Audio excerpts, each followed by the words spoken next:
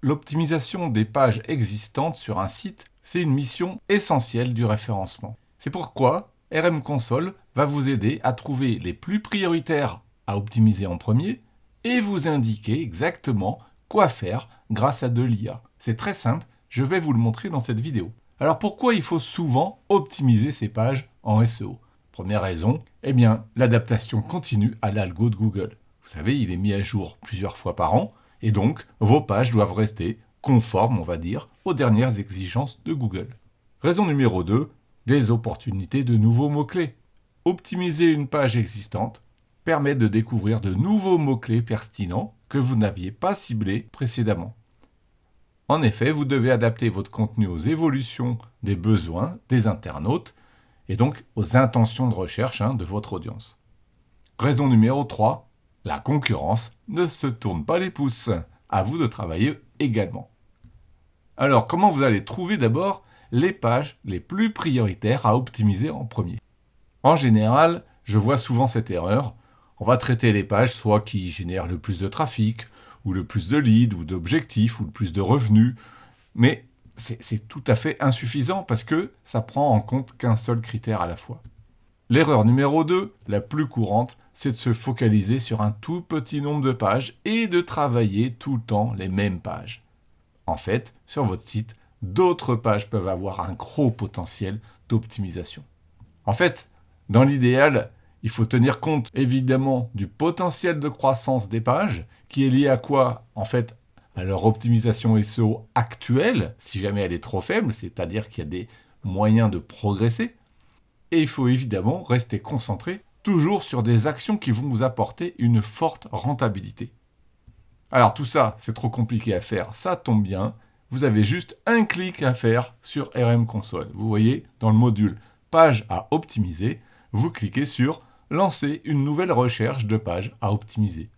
Notre algo, il va tenir compte justement du degré actuel d'optimisation de chaque page en se basant sur un audit RM Tech, et donc en fait sur l'indice Quality Risk de toutes les pages du site.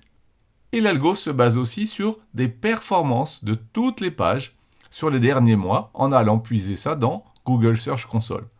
Vous vous rendez compte qu'en fait, à chaque fois que vous faites une recherche de page à optimiser, c'est actuel. Ça tient compte de l'état de santé actuel du site et des performances récentes des pages. Donc en fait, chaque mois, ça va évoluer. Donc cette recherche automatique, comme je vous l'ai dit, il suffit de cliquer sur un bouton, de choisir l'audit RM Tech récent que vous souhaitez utiliser, éventuellement de limiter à une partie du site si jamais vous avez un gros site, c'est ce que je vous conseille de faire, et ensuite vous laissez faire notre IA. Vous obtenez les résultats en quelques minutes. Alors comment savoir quoi faire pour optimiser la page que vous avez choisi de travailler? Eh bien RM Console vous fournit tout ce qu'il faut. Les données nécessaires qui viennent de Search Console et de RM Tech, des recommandations précises qui sont basées sur les mots-clés de votre audience, vos personas. Vous avez une interface très simple et surtout une assistance par plusieurs IA. Vous reconnaissez ici les logos des chatbots ChatGPT, Gemini et Mistral. Voyons un peu à quoi ça ressemble. Voilà un exemple de page que j'ai analysé dans cet outil. Donc là, il m'indique un potentiel de 42,8, donc c'est pas mal, ça vaut le coup de retravailler cette page. On a un rappel de ces métriques. Si jamais j'ai besoin, je peux savoir aussi quel était son title, son H1, de quand est-ce qu'elle a été publiée ou mise à jour, etc. etc.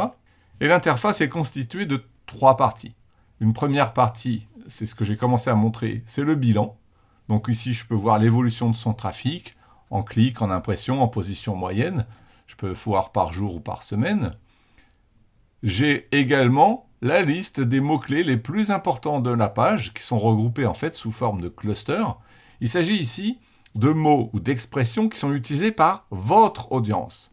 Ce sont des données qui viennent de Google Search Console. Parfois, vous pourrez voir des mots en rouge. Ce sont les mots qui sont absents de la page. Et pourtant que les internautes ont utilisés dans leurs recherches sur Google. Et des recherches pour lesquelles Google considère que votre page est pertinente. Parfois, vous pouvez aussi voir du orange. Ça concerne les années. C'est pour vous rappeler qu'il faudra bien sûr les mettre à jour. Donc voilà des clusters que vous pouvez aussi détailler comme ça. Vous voyez une année ici en orange. Donc ça vous aide à repérer ce qui intéresse le plus les internautes et ce que vous allez devoir retravailler. Deuxième partie, vous avez une liste de recommandations qui a été personnalisée par rapport à votre page. Donc ce qu'on voit ici, ce ne sera pas forcément dans l'ordre ce que vous allez voir sur chacune de vos pages. Premier passage, on vous recommande de vérifier les mots manquants dans la page. Donc ici, on se rend compte que sur un texte qui parle de comment voir sa maison sur Google Earth, eh bien en fait, les gens s'intéressent aussi à Street View, et pourtant, je l'ai complètement oublié dans ma page. Donc, en optimisant ma page sur Street View, je me rends compte que je vais gagner beaucoup de trafic parce que je vais contenter les internautes pour des demandes qu'ils ont effectuées chez Google. Google a considéré que ma page était pertinente, pourtant je n'avais même pas mis ces mots-là, donc forcément, qu'en rajoutant ces mots, je vais être bien plus pertinent. Donc ici, j'ai la liste des mots en rouge dans leur contexte, et si je veux, je peux voir aussi la liste des mots uniques, absents, donc Street View. Voilà, on peut comprendre ici qu'il doit y avoir du autour de moi, en France, connaître, téléchargement, etc. Deuxième recommandation, c'est la plus puissante en fait. Nous avons créé un prompt hyper détaillé, basé sur de nombreuses données qui viennent de Search Console, qui viennent de votre page, qui viennent du type de page, de la date de publication, etc., etc. Ici, vous pouvez actualiser les mots les plus importants pour lesquels votre page doit être optimisée. Et vous lancez ensuite ici l'analyse. Vous cliquez par exemple sur ChatGPT payant. Ça a copié le prompt. Vous allez ici sur ChatGPT, vous collez et vous avez de nombreuses recommandations très pertinentes fournies par chacun ici des chatbots. Je vous conseille de copier-coller les résultats là dans votre éditeur, vos notes, les résultats des chatbots, pour ensuite mieux y réfléchir, peut-être transmettre cette information à un collègue ou à un sous-traitant ou à un partenaire qui va vous aider à optimiser la page. Je reviens ici. Une fois que j'ai terminé ça, je me rends compte que dans mon cas ici, la date de la page est plutôt récente, mais ça serait pas mal de la mettre à jour malgré tout au moment où on optimise le contenu. Et pour cette page, il y a seulement 2 optimisations techniques qui sont recommandées. Il peut y en avoir plus si jamais vos pages ne sont pas aussi bien optimisées que celle-là. Ceci dit, on voit ici que le maillage interne pourrait être encore renforcé pour cette page. Donc, je vais aller dans le module maillage interne, qui est ici, et je vais indiquer cette page que je suis en train de travailler en tant que page cible. Je vous invite à regarder la vidéo d'explication sur le module maillage interne. Vous vérifiez aussi les liens sortants externes. Et ensuite, vous faites quoi? Eh bien, en fait, à chaque fois que vous avez fait une des actions, vous cochez la case. Voilà, donc admettons que j'ai tout travaillé. Ok. Donc là, on se rend compte que recommandation appliquée, j'en ai fait 5 sur 5. Je vais donc pouvoir mesurer automatiquement l'impact de ces optimisations. Il suffit ici de cliquer et de confirmer, oui, j'ai terminé de faire mes optimisations. Je veux mesurer l'impact.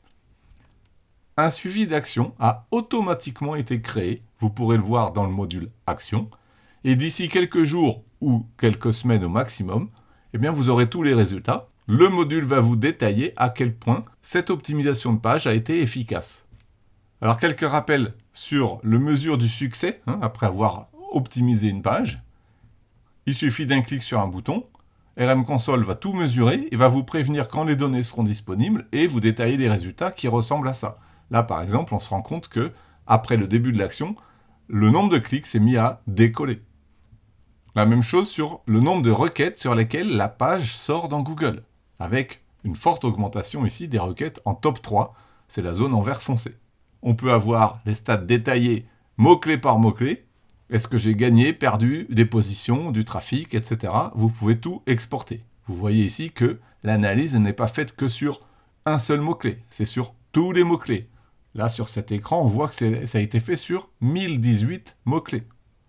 Alors, dernier point, vous avez peut-être remarqué qu'il y a un autre module qui s'appelle « Page à relancer ».